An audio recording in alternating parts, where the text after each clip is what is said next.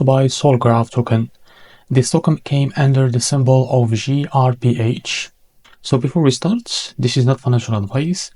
I am not professional or economic expert. So before investing in any project that you find on my channel, please do your own research. Now, as you can see, this token, before going and buy this token, make sure to check Derek's account and keep following the update about this token.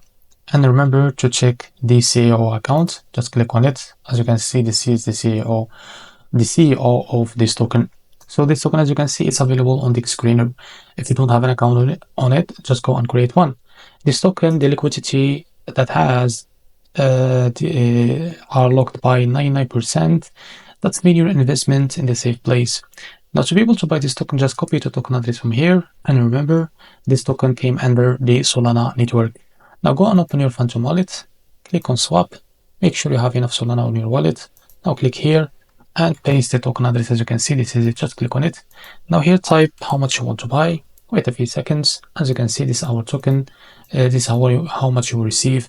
In the provider, just select one of these providers, for example, Jupiter, and make sure to read all of that information. After that, click on swap, and you will be able to redirect it to Jupiter page to be able to buy this token. If you face any issues, go to this page, switch the slip hash from here, or custom it.